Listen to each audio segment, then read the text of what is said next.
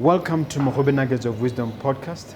My name is Mompoloki Lerumo Mogobe. Our objective is to enthuse, inspire, energize, and empower entrepreneurs and entrepreneurs of all stripes here in BW and beyond. We do so by inviting these entrepreneurs into our makeshift studio.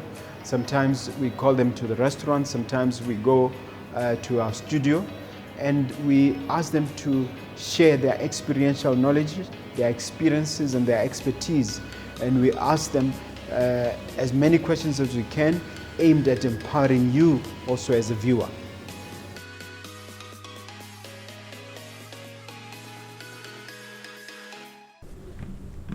Hello and Dumelang, as we say here in Botswana, out there in cyberspace. I'm so delighted to bring you another episode of Mogobe Nuggets of Wisdom podcast. Your host, Mompoloki Lerumo Mogobe. We are growing leaps and bounds thanks to you, but we'd really appreciate it if you could do us that small service of hitting that notification bell and of course the subscribe button. We really need your support, and thank you so much for watching. Let me introduce my guest, or rather let me have the guest introduce himself. My guest is Mr. Maje Maje, but I think you'll give us a fuller introduction. Welcome to the studio. Thank you, Mogobe, for having me here. Okay. Thank you to viewers out there. I think we enjoy this podcast. We enjoy being here to share knowledge, information. My name is Maje Maje. I'm a real estate professional. I've been in real estate all my life. I haven't changed careers. Yeah. I'm still at least Revaluing was a lawyer and now he's in real estate. Switch to something else. Yeah. Let me just ask you about your professional training. I know in the previous video or the previous interview you went into greater length. Just give us a condensed form. I'm a real estate trainee by profession. I got educated in the UK and I graduated with a real estate management degree, which really had a lot of weight towards valuations, and I took a liking of valuation, and I focused in valuation rather than in other areas. There are other sectors like agency sales and letting, and property management, but I didn't. I pursued what I liked, which is valuation. Yes, it's fashionable for people to say we're in the information age, and I know for a fact that you have real estate knowledge. Before we unpack that, why is it important to talk about real estate knowledge, and what's the importance of that? You find that real estate is a big sector in the economy. It's where a lot of people either they generate a lot of wealth, or they, if they have made money somewhere, they also safeguard it in real estate, so that over a long period of time they are able to earn income from that asset and also have capital growth. But what usually happens is that, or what has been lacking in our market, is that a lot of people don't really do that kind of knowledge. They don't learn. They just want to hear from guys on the streets, and then they try it. It's always trial and error. But if you see, history has shown, or even evidence, there's evidence that those who deal with experts, those who have got knowledge, those who bring up a proper team of professionals, they succeed in real estate. It's as simple as that. But if you don't do it, you won't. And knowledge is very important. Even now, since I graduated many years ago, I'm still learning, because if I don't learn, then all the changes which are happening, I'll be left behind here. And of course, there are sources of this real estate knowledge. What typically are the sources? Where do we get the knowledge and the wisdom from? I mean, the most common one is sending somebody to school, and during our time, actually, I don't even know how we ended up in real estate, but no one even knew about real estate, because I knew there was. We used to have career guidance, but even in career guidance, that was not talked about. But the more, everybody expect to go and learn about real estate at school. So previously, I think only 5 people used to get sent to go and study real estate. So the number was very small, until we have local institutions which are now offering that. So we have quite a substantial number of Botswana now, learning about the most prominent of which is Baisa. Yes, Baisa, yes, yeah, university, yes, yeah. So what would you say are the sources? Books? Then we have books. Then we have magazines, which are like where people write the latest articles. And then also you find that with the advent of the internet, now if you are a very interested person, you can explore the internet. It has got vast information on real estate. There are podcasts like the Mogobe Nuggets, which share this type of information. I think you've interviewed quite a number of real estate players and professionals, in this, and then also even conferences, real estate conferences. You find that Botswana is not left behind. Also, we have our own conference, which is called the Real Estate Conference and Expo, which is in its second year of existence, and it will be running on the 19th of October. That is one area where people, come and learn, come and share experience, come and network, and it's a learning and a business platform, because you go there, you get to close deals. Let's talk a little bit about that conference. You said it's in its second year. Let's talk about the first one. How did it all start? Okay, it started when myself and Kim Becker, we realized that there is a gap in the market. Kim Becker of Sif Properties. Yes, Sif Properties. We realized that there is a gap in the market, in the sense that there used to be another conference called Botsrail, which was basically run by South Africans. So they will come here, then they run a conference, but it was not focused on our market. It was not solving our problem. It was very high level. A lot of people didn't understand exactly what the conference was all about, except if you are participating or playing in the higher echelon of real estate. So when we saw that gap, then we said we need to fill this gap. And previously we had run some conferences while we were running the Real Estate Institute of Botswana. So with that experience, we then started the first one. It was put up in a very short space of time, but to our surprise, it was actually very successful. It looked very international, Yeah. So who were the main speakers there? The main speakers, we had the founder, the CEO of SIF, Properties, Samuel Sif. He was there. He was the main speaker, and then also we had local speakers like Bore Victor Senye. They were there. So, and then we had lawyers. We had what you call RIAC representatives there. Yes. So it was really different guys. Yes. And when it started, we were just coming out of COVID, eh? Yes, yeah. And it was a good networking. It was the first time, people now experiencing to interact the normal way they used to do, Yes. And let's talk about this one, this one that's coming. Who are the significant participants there? We found that we always try to bring somebody who is like maybe known in the industry, and then so that he becomes the anchor, and then all other players, and one of them is Professor Virali from University of Cape Town. He taught me when he was still at Wits. All right. I got a diploma through him at the University of Yes. No, he has impacted quite a number of real estate professionals, and even Botswana, who did property studies in UCT.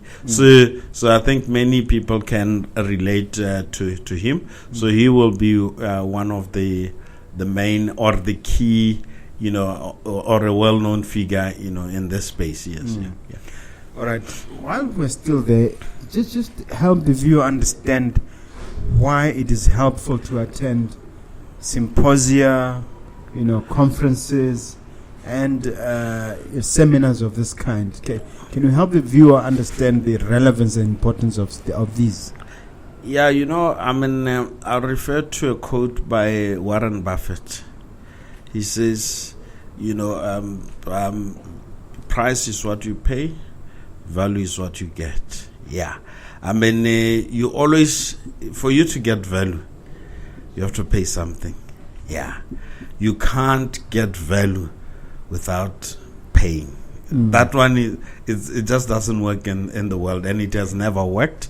And even Botswana, we are really, really lagging behind in real estate participation. Way behind. Not even like by a small percentage. It's massive. The gap is huge. So, and until we start learning about real estate, just like now, let's say maybe listed funds or listed property funds, a lot of us don't know about it. And there are instruments which are there where people could actually leverage those instruments to own listed funds. It's not, but those who have got knowledge, the right experts around them, they're leveraging that. But if we don't attend conferences such as this, you'll never learn, you'll never know what is there, how things are done, why is the real estate the way it is, where are the opportunities, what is government thinking, if there are any changes, how are they affecting the economy. Even now, all these new laws which have come in, they've got their own positives and negatives, like the new travel lender, yes, but you can't dwell on maybe on its negative, because even its positives are very amazing, but you need to be where people now explain to you how these things work, and they have got experience. So it's very, very important. It's one thing that I don't know how much emphasis we can put it on this with Botswana, to understand that for you to beat the next guy or to be at the table with top players, you need knowledge first. Without knowledge, because how do you make it there when you're clueless? You get me? You need to know the science, you need to know the routes, to get to your destination. Yes. And in terms of Botswana itself as a landscape, where do you see the greatest need in terms of level of awareness? Where do you think people need to really, really be enlightened? I think firstly, people need to understand that real estate. What is real estate? Okay, real estate is land and anything on the land. Even a dam could be real estate. Even a farm. Even, some people have got land and they put tents. It doesn't mean that, no, it has to be brick and mortar. Yes. So that is the first thing that we have to understand. And then also understand, why are you participating in real estate? What is your main drive to be in real estate? Are you because the real estate's interest, why people invest in real estate, is to generate income. That revenue, that rental income that comes every month is what people are interested in. So how your revenue comes it's I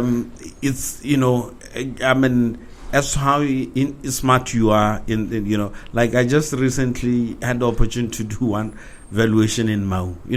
Somebody built warehouses, okay, they term them warehouse, but then they partition these things into like 70 square meters, 50 square meters, and the amount of now they are clocking 150 per square meter. You get me? But to another person, that doesn't exist because they haven't experienced it. They don't even know. Then they build something, then this is wrong. They don't get the right rental. They don't get the right income.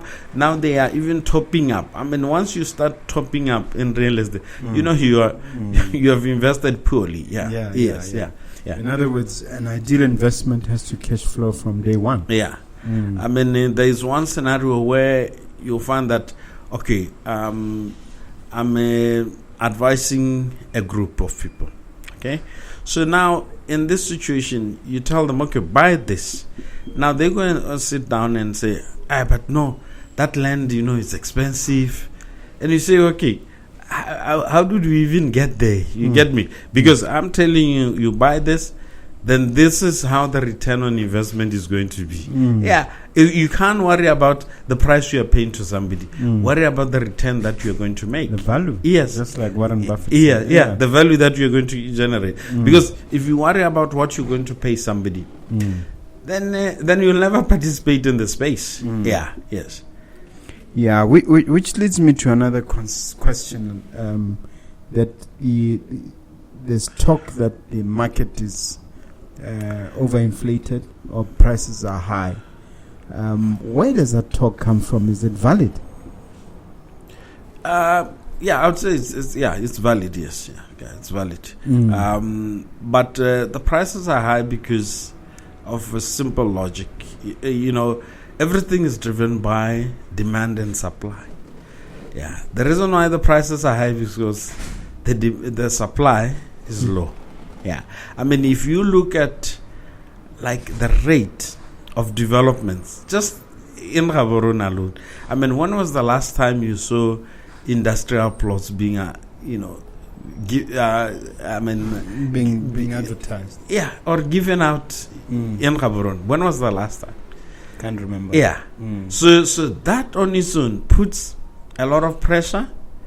I mean, there's demand for industrial space.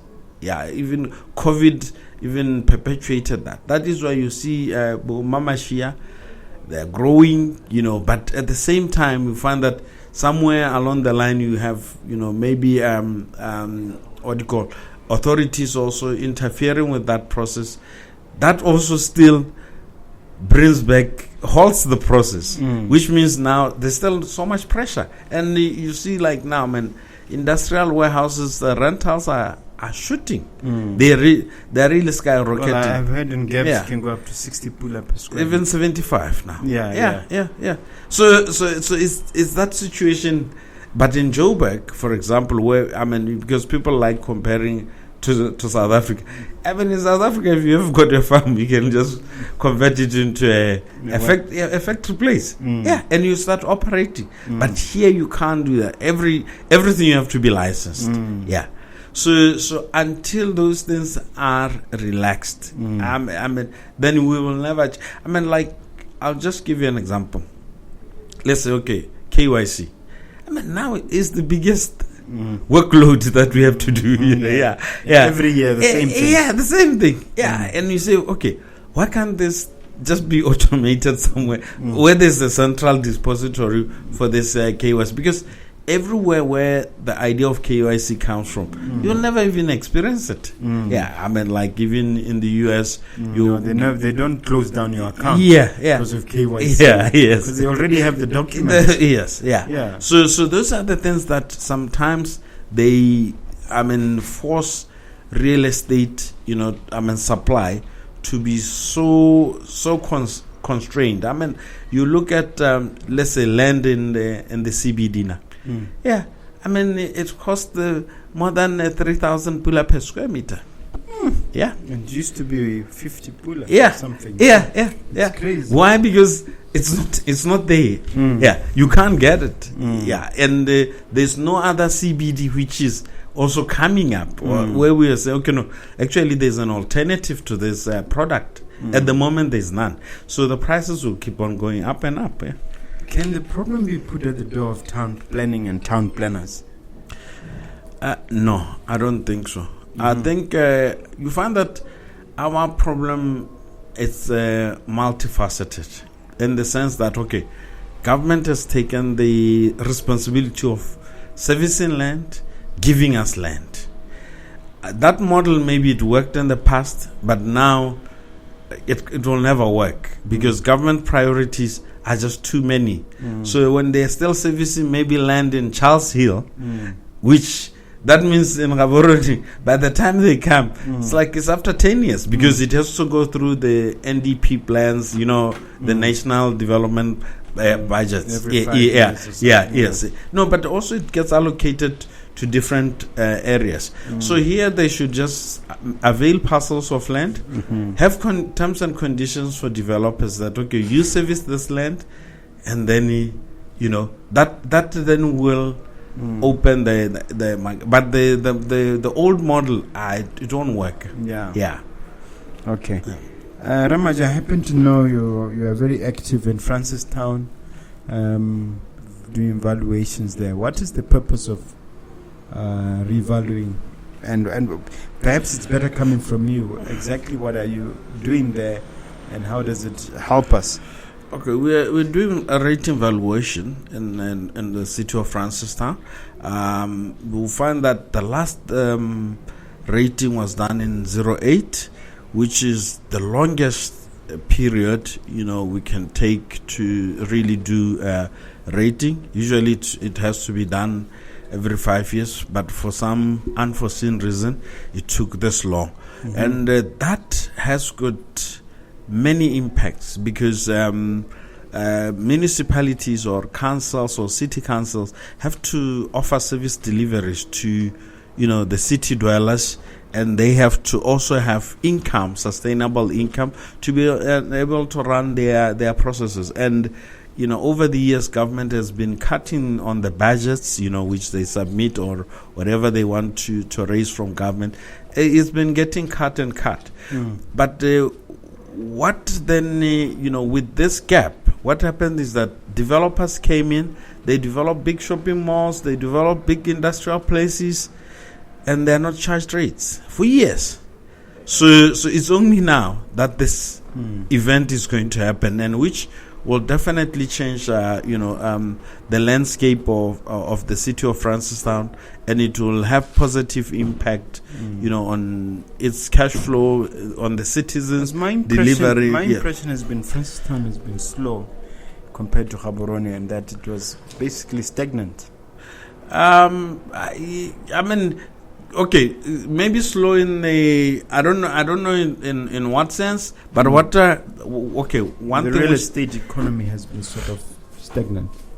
Difficult to find tenants, difficult to sell. No, it's actually that is not the case. A lot of people in Francistown who own real estate are not selling.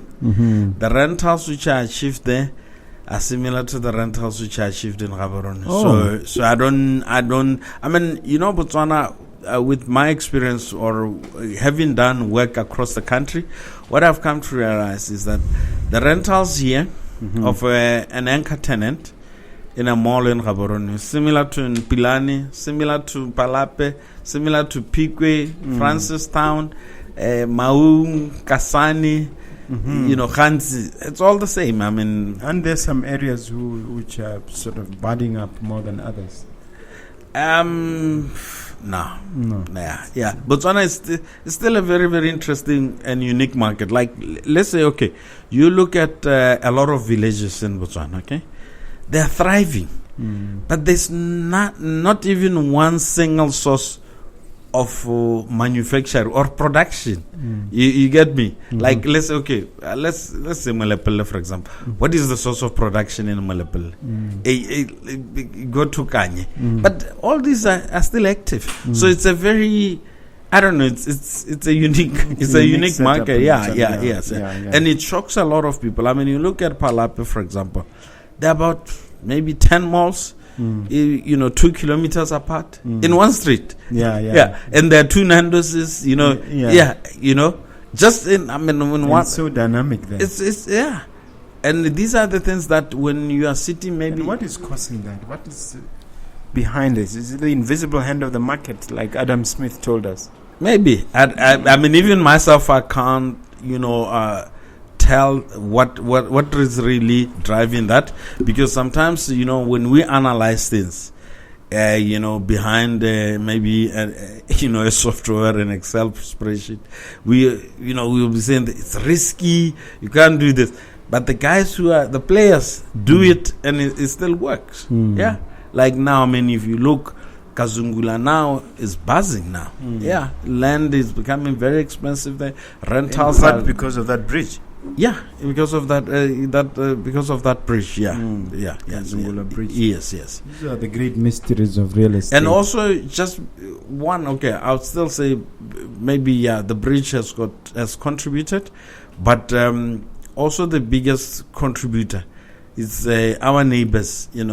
Just a failure to have a sustainable economies, because they still demand. I mean, even before the bridge, even when there was a pontoon, I mean, cars didn't really have to wait, or pedestrians. They had the trucks. Yes, that was the slow process. The slow process was on the truck side. These the retailers are still targeting Zambians, Zimbabweans. So it's a completely different animal altogether. You'll soon see that Kazungula now is bigger than Kasani. Yeah. All right. Another area of discussion, Maje, is you and I are involved in mentoring and training. Let me start off by saying, how do you tell if a young person or someone you are training is likely to be a successful real estate professional? What are the telltale signs? I think you find that, for me, with my experience, I mean, the first engagement you have with a person, will tell you exactly, whether they will be successful, their attributes, how they see things, because some people complain about everything. So once you see somebody who complains about everything, who can't solve problems, who can't do this, then you know that they can't be in the space. Yes, because they never seem to offer solutions. They're always offering problems. Yes, like I usually sit and interview people. So then they will tell me, okay, this is what they want. They want me to pay them. Okay, then I say, okay, what will I be paying you for? Okay, me, I'm a good learner. I'm a fast learner if I'm being taught. I said, but now I'm teaching you and I have to pay you. How does it work? Yeah, because you have to bring your skill so that you get paid for the skill that you're bringing in. And the results. The value add. And then they'll tell you, they just graduated. I said, even myself, when I graduated, I had to go and offer skill, and I proved. Because I'm bringing knowledge which was not there. The reason why you are at school is because you're going to bring new, fresh ideas, new, fresh knowledge. But now if I have to teach you, you can imagine if my head is blank, that means we are dead. Because both of you, both of us, yes, yeah. So and that usually shocks a lot of people, and they said, but you said you are bringing. You want to be paid. You don't know that in the UK at some point, solicitors, you had to pay your master for the privilege of him teaching you. Yes, it wasn't him paying you. So because you are learning. I mean, like, teaching somebody is invaluable. And people don't understand that. Yes. And what form is your teaching taking now? What are you doing? Are you, like me, having mentorship classes? No, I don't really have a structured mentorship. What the way I teach is, okay, there are a lot of people who come, either they work for me, Then I train them. Some, they go and form their own companies. They go and join other entities. But even when somebody has worked for me and they want to move somewhere, I usually, wish them very well, because I still believe that we need to spread more real estate professionals. A number of people have asked me to have a structured mentorship. I've always failed to find somebody to manage me, because unmanageable. No, not really. I mean, you need somebody who's passionate also, who will understand the product that because it will be a new vertical. It's a new product, so you need somebody who knows how to manage and leverage that kind of product. So I've been looking for somebody because I can't manage myself and say, okay, no, I'll go and promote product. Eventually you need someone to promote you. It's like speaking. It's like anything, the way you engage the public. You cannot be your own spokesperson. Very, very true. Yeah. All right, I want to go back to the conference. Is it intended to be annual? Every year it's going to be around. It's going to be October. So it's always going to be October. And what we've done is that with our sponsors, we've negotiated with them 3-year terms, so that we have a long-term plan. Because one of the challenging aspects with conferences is the money to run them. They are very expensive. So if you don't have the right sponsors, then you'll be in trouble. So we have secured that. Then it means for 3 years it will be running. We can work on good quality content, share information, and be a very, very good platform. What exactly is the role of the sponsors? Just signing the checks? No. They don't sign the checks. Also, because they are players in the real estate industry. Is just money they contribute, or no, they contribute money, but also they contribute. They share knowledge. They bring in speakers. They themselves, they come and present their products, what they do. Like our main sponsor is Lerumo, which is a real estate development firm. It's listed. It's a big listed company. We have the likes of FNB, who are big players in real estate financing, and APSA, just to mention a few. And we have got different entities. Yes. And of course there are individuals. What's the role of the individual, and how do you engage the public directly in terms of this conference? Okay, with the public, we've been communicating through different materials that we share with them, sensitize them that this is happening, this is coming. Some entities we have communicated with them directly, like even government entities, to explain to them why they should send their employees, especially in the real estate space, to a conference like this, the learnings or the benefits that they will gain by attending such a conference. Because it is one of the things that it's more specialized. It's a niche product. It's unlike let's say like right now, people can be sent to a seminar or a conference about mindset change. So that one, just everybody can go, but this one is niche.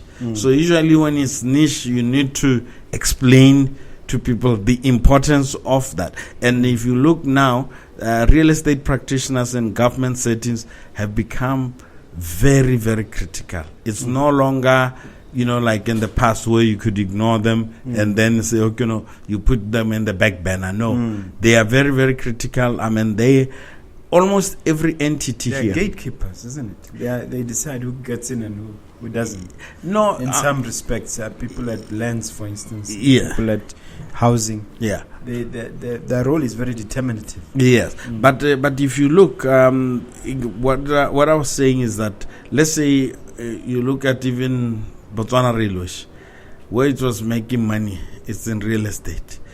Most of these entities, they have got lots of real estate assets, which they are not leveraging very well. Why? Because they don't have real estate experts looking after them. Yeah, until so that there's it's slow, but that change is coming, and that realization is coming. I mean, you look at municipalities like Otsonedi Council. Now we have got many districts, so all these districts will have to generate money somewhere. But the money you can generate it from land aspects. Yes.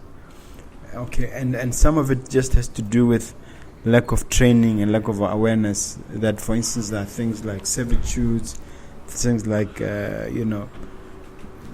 instance, some of these parks that are lying idle. Yeah, what can be done with them? Yeah, but what my emphasis is still, or my experience is that there's still lack of experienced professionals in the entities to help with that, because it's a specialized aspect. It might not look like an engineering process, but it's specialized also. Yeah, it's only that for some odd reason people have got this tendency to think it's not specialized. It doesn't need a special brain, but it does. And all those who haven't followed that process are losing money. Yeah.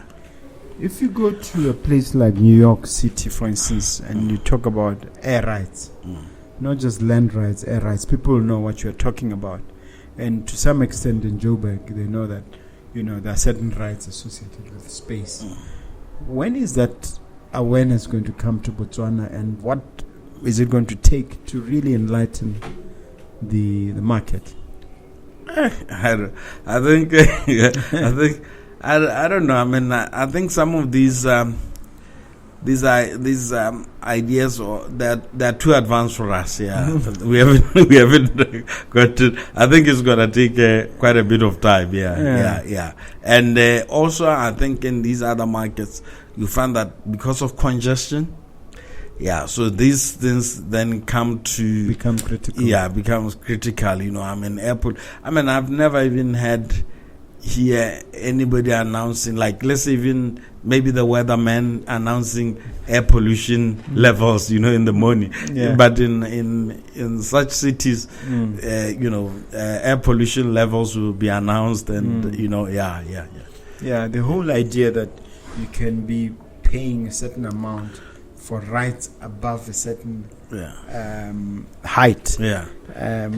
This is things that the likes of Donald Trump talks about. But we don't talk much about these things here. No, because I mean, like, even here you find that the tallest building in Botswana is like 28 stories. But whereas in let's say Miami, for example, I mean that's I mean, there's just many of these 150 flaws. So here it's really not common, Okay. Now, insofar as the conference again, what is the role of RIAC and RIB, and how are they assisting? RIB and RIAC are very, very important partners in this real estate conference. For those who don't know, you might even explain who they are. Real Estate Advisory Council, which is RIAC, which licenses practitioners, to practice. Like I'm a valuer, I'm licensed by RIAC, and then we have got RIB, which is the Real Estate Institute of Botswana, which is a member-led association. I'm part of that. But what was done, which I think was very intelligent for a small market like ours, was that they made a RIB a key stakeholder in RIAC, insofar that for you to get to RIAC, you have to have been vetted by RIB. You have to have all the processes and the examinations they get done by RIB. It monitors the quality, and RIB is it's not a a government controlled or a government funded institution, because a lot of associations that we deal with internationally, if you have got government funding or support, then they don't want to deal with you because they feel that organization won't be impartial. So RIB is a very impartial, it's a member-led advocacy platform, and they have supported us in the real estate conference, at the real estate conference and expo. They have endorsed it. I mean, it's not every day that you can get such kind of an endorsement. I think one of the endorsements also which we are about to get, which we're in the process of getting, is the brand Botswana, because this is a Botswana product, okay, the name might be sound English, but it's homegrown. It's a homegrown product, and which we should be proud of, and it's a product which we think can also go into other markets. But initially we want to focus in Botswana. Yes. There was a time when people were saying that these organizations are toothless bulldogs in terms of enforcing, dealing with fly-by-nights and enforcing the law. Is it still the case, or things have improved? I don't think they're toothless bulldogs. You see, the dynamics in Botswana are also too many. That laws here or acts, when they are formed, they are not in sync. So you find that one will say this, and the other one who's supposed to enforce this say something else. Like, let's say, RIAC could say, or the Real Estate Practitioner Act can say this. Then the Penal Code, on the other hand, says something else, And then you get there, you find that even the police, until recently, we didn't even have police officers who were trained in real estate. So it's only now that they are now enlisting them so that they understand the intricacies of real estate, because you've got issues of money laundering, all these things. So if a guy doesn't even know about real estate, it's very hard to implement such things. So, and all these things, I think, they come also with experience. One of the things that I've seen in life, you can never do anything, especially if you're not forced by experience. Because experience then shows you, actually I have to react this way, or I have to move backwards, or But without experience, then you just relax. It's just like where sometimes people say, Botswana are spoiled, are this. No, it was our experience. We experienced to be sent to school for free. You get me? That was the experience. Other people didn't have that experience. That is why we ended up becoming entitled. Yes, No, it's not even an issue of entitlement. It's the system which just killed us. Because the other people, the system forced them to thrive, to fend for themselves. You can imagine if you graduate from, let's say, from the US university as a US citizen, you've got $150,000 US worth of debt on your head, and you have to pay it as a student loan. So you have to play the game. You have to fend for yourself, because that debt is there. But now another guy graduates, he doesn't have that debt on his head. What does he do? He takes it easy. So I think it's these experiences which usually, So this talk of there being, you get the advertiser and you find all these fly-by-nights, advertising openly, people who clearly don't have to give in their phone numbers publicly. Is it not something that RIAC and RIAB should be looking into? No, RIAC is very active in this space. They work in collaboration with the serious crime guys. So they do take a lot of these guys to task. Yes, So they've been not really prosecutions per se, but there has been where either warning or You stop this practice. So people now are aware that if they do it, they can fall foul of the law. Yeah. Well, there's something you mentioned in passing earlier when we were talking, Maje, where you said one shouldn't be losing money at the beginning of the deal. Somebody who's not really clued up may not really get it. There's been a lot of lamentation about people buying multi-residentials and losing money and so forth. I think this could be a teachable moment for you to just explain the dynamics there and help the viewer understand what to look out for in checking whether a deal is a good deal or not. Okay. I've always said that, and this thing is even sometimes if you listen to, let's say, Kiyosaki. Kiyosaki has good advisors. He's not alone. He's armed. He has got these lawyers. He has got the accountants. He has got the real estate guys. He has got this one. It's a team. So even here, no matter at what level you're starting real estate, you need an expert. It will save you a lot of money. You won't lose money the way you are losing it now without an expert. But people always say they are trying to save cost. They don't have money. But they go in and they still invest. I mean, like even during the holidays, I was with one of my brother-in-laws.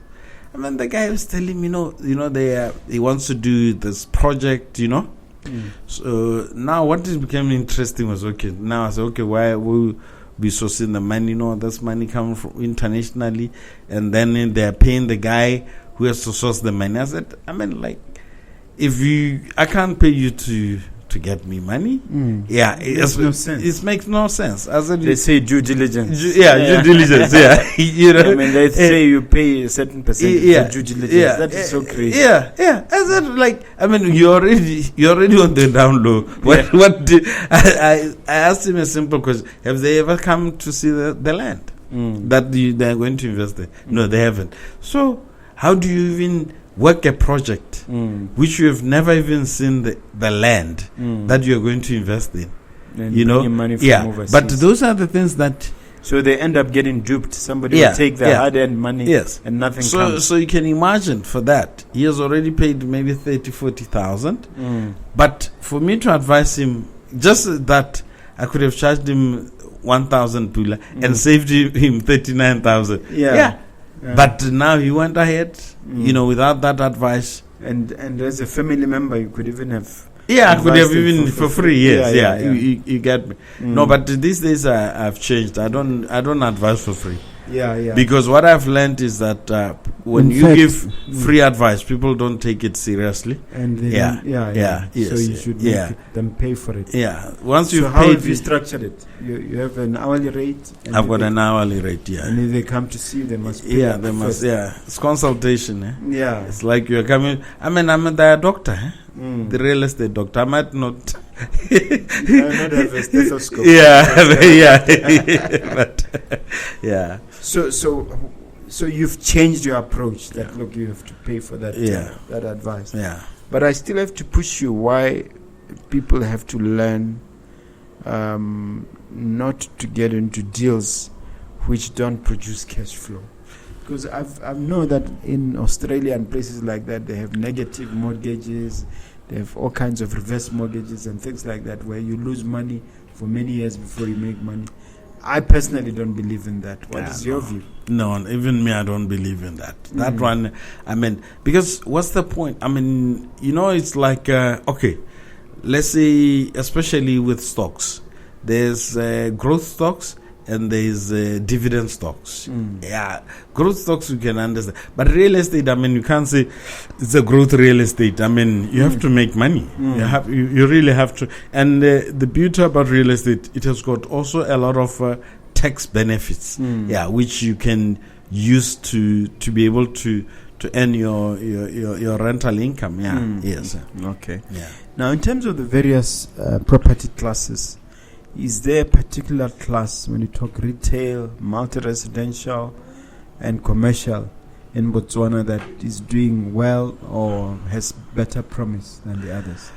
Yeah, I think the industrial space, the warehouse, the distribution centers, the manufacturing space. Why is that? Because, with COVID, it taught a lot of people that, or countries that now you need to be self-sustainable. Yeah, you need to look inward. Even if you are not doing all of it, but you need to look inward to, and then yes, and then you look at. I mean, we have, government has even implemented things like, people have to, grow their vegetables. You can't import them from South Africa anymore, and all these things they have brought about a few ideas. Like, okay, now we need to store these things. Like you can imagine, as a whole country, we've never had like a vegetable storage solution. Now, I mean, in Tuli, there I'm aware there's a massive potato, storage facility that is coming, which will make sure that for 8 months before like the plowing season comes, we've got sustainable and constant supply of potatoes, and the price doesn't swing from 75 to 200 overnight. Yes. So really, industrial is a place to go, but you still have to be careful, isn't it? Yeah. You still have to be careful. You still have to know what product you are bringing in the market, what the type of tenants that you are looking at, the type of leases, the type of agreements. Yeah, but it is one sector where there has been growth, because if you look at offices, predominantly there hasn't been growth. You mean commercial? Yeah. But isn't that changing now that we are seeing COVID in the rearview mirror now? I wouldn't say that much. Yeah, but the growth is not as very robust as like an industry like. I think offices come third after retail. Yes, yeah. The retail, for those who don't know, would just be rental of. Of shopping malls, So those are the I would put them in that category, and then also you've got other specialized areas like schools, hospitals, depending on I see those verticals also coming into the market. The rentals for hotels. Also, they're stable. I wouldn't say no. They're going up. Yeah, they're stable, but it's not a bad return on investment. Yeah. On retail, every time we put up a shopping mall, we have a chorus of voices saying it's overtraded, and after a year, the mall is very, very busy. For me, here in Gaborone and to some extent in Palape, I've never been able to understand that. The one part of the market thinks an area is overtraded. The other part of the market seems to reward a particular activity.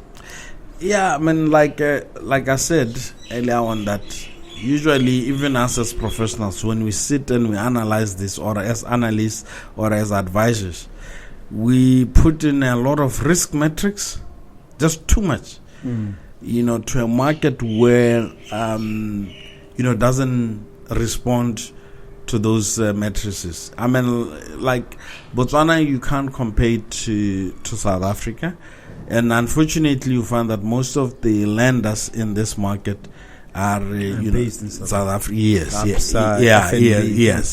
So that then they try to apply the model in South Africa, which doesn't work here. Like, let's say for example, you take out rates, for example. Rates maybe for a shopping mall should be accounting, let's say for argument's sake, for 5% of your annual income. It's a lot of money. So if you're not paying those rates, that means that money goes into your kitty. Yeah.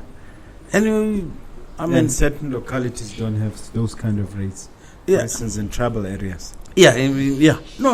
I mean, even here, like, let's say the fields, for example, it's not paying rates. Yeah, until it's there's it's valued, and then and then it will work after that. Yeah, and it takes time for that to happen. Yeah, for that process.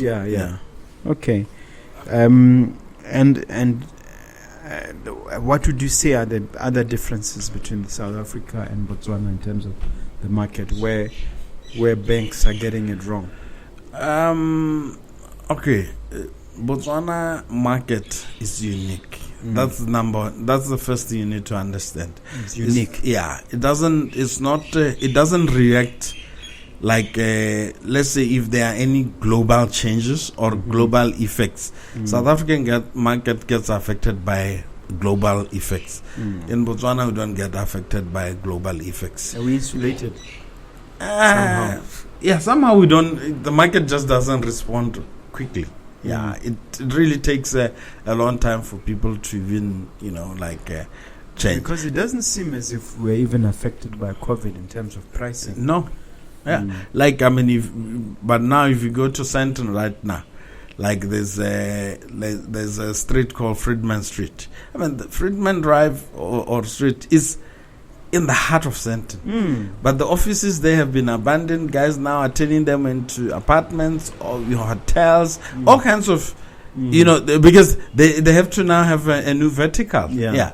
But I had an opportunity about a month ago to view an office space which was literally just 4 floors. Yeah. But half of the floors were empty. Yes. Only half was occupied. And they had been looking for tenants. Yeah, yes. And unbelievable. And it's many of these. Right in the center of Sandton. Yes. There are many, So those are the things that you will never see in this market. I mean, in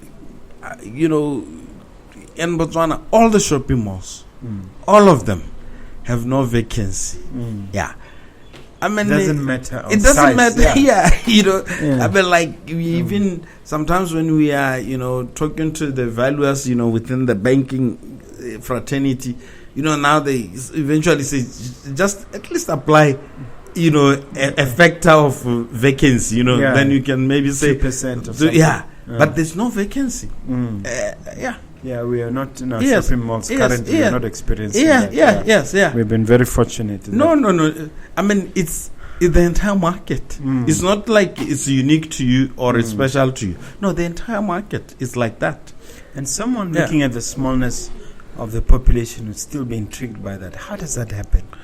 How come these people are so few and yet they have deep pockets and such spending power?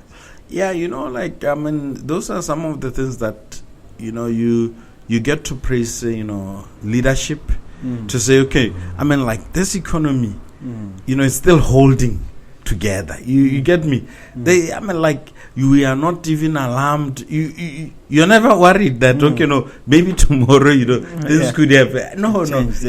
So that also brings a lot of confidence in investors. I mean, even now, the changes which happened regarding, let's say, transfer duty, okay, they had their own swings, but it's been normalized. It's it went back. It was brought down. Yeah, it was brought. Yes. 15 and 10. Yes. So that has sort of really sorted out that abnormality. Yes. So things have normalized. Yeah. All right, Mr. Maje. Another thing that I would always want to ask about is future prospects. You were here 2 years ago. A lot has happened in those 2 years. Firstly, I would like to ask you whether your visit to the Nuggets has impacted your business in any way, positive or negative. Secondly, I would really want to know what is the way forward now. Yeah, I think it has. The Nuggets have impacted my business and my brand. Because a lot of people, they always say, even this, the lady who owns these warehouses in Mau, she's telling me she saw me on Mogobe Nuggets. You get me? Yeah. And and that's something which is fresh, and here I am back at Mogobe again. No, a lot of people do follow the podcast, and they see us, and so it helps me that even when people meet with me, it's easier because they've seen me somewhere. They say, "Oh, no, we heard you. Maybe we liked what you're saying." Sometimes I don't know. Maybe they don't just want to tell me that they didn't like what I said. They liked it and they want to learn more. But it's a very positive thing, and I think your audacity, to come up with something like this is commendable. Thank because here, everybody, like they will be saying, no, what on a popular, everybody will just throw negative, meaningless stuff. And you say, but you guys are watching other people on YouTube. Why can't we have our own? Okay, so. And then in terms of future prospects for brand Maje and even for Apex, what can you tell us? I think we're still growing in the, valuation space. We see that it's a very, very good space where, now, God willing, we will try to expand into other areas, into other markets, because there's nothing really stopping us from doing that. But we also need to embrace, the latest solutions. AI has, taken over. Like even earlier when I was posting an article about the conference on LinkedIn. So, it gives me two options of me typing whatever I want to type, or AI typing it. And I'm sure you chose yourself. Old school. But we have to. But it just shows you how things have changed. Quite expensive. So if I were to ask you 2-3 decades down the line, what do you see with regard to brand Maje or Apex? What can you tell me? Are there more buildings, more shopping malls? What are you coming up with? What are you cooking in the long term? No, at the moment we're just evaluating to see what other verticals to venture into, and to continually grow the rental income, stream. Okay. Because the competition is very strong. There are a lot of players who are private, who are not in the public domain, like ourselves, who are giving us a run for the money. But the market is still. I'm asking you this because I know you built up a shopping mall. Is it 7 or 10 years ago? Yes. I'm wondering whether you are going to be seeing more shopping malls from you and your partner. No, one of the challenges why you can't expand here is that after you've done a development, now there's no other land suitable for another or a similar development. Why? That's how the market is structured. It becomes very, very challenging to multiply unless if you find partnerships with other individuals. So there's no current plan. No, although you are still looking for. Yes. Okay. Because I think shopping malls work.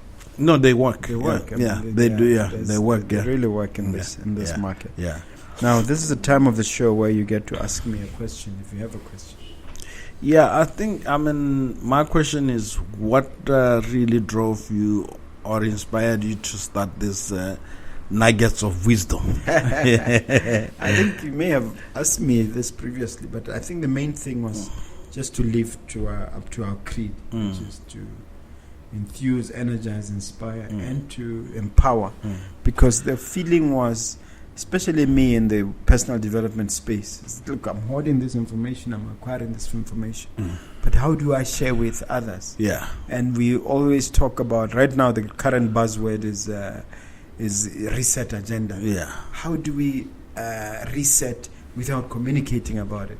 So this idea that we want to have a reset, a rethink, and have people become more entrepreneurial in their outlook, is one of the main reasons why we started this. And the feedback you just gave me and what I'm hearing from the market is that there's a need for this. Yeah. This should become, continue to become a labor of love. Yeah. So sometimes people don't even give us the honorarium for coming. But we are willing to avail the platform. So that is the reason, and I think your feedback suggests that it's working. Oh, okay. Yeah.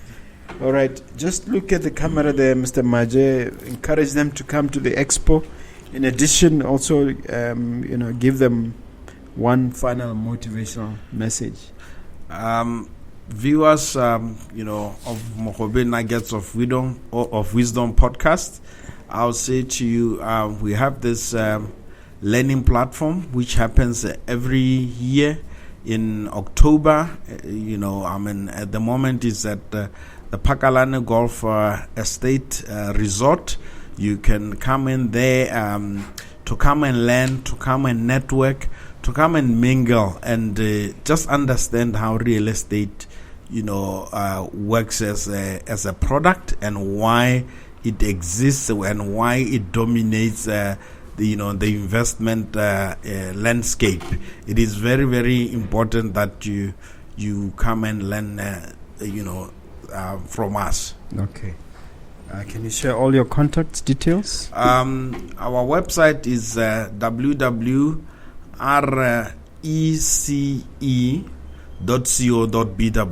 That is where you will get all your, the information related to, the conference and registration. And also we can be found on social media platforms, especially Facebook and, even LinkedIn. We are there, the real estate conference and expo, even on Instagram. The young people came in and they told us we need to be on Instagram, and it worked. Yeah, it worked. Yes. Okay, I look forward to being part of that expo. I believe that I have a spot. I'll be on the panel. Yes, you'll be on the panel. I'm really excited to meet my professor. Verily. Yes. Thank you so much. Thank you, sir. Coming. Yeah, all right. Good.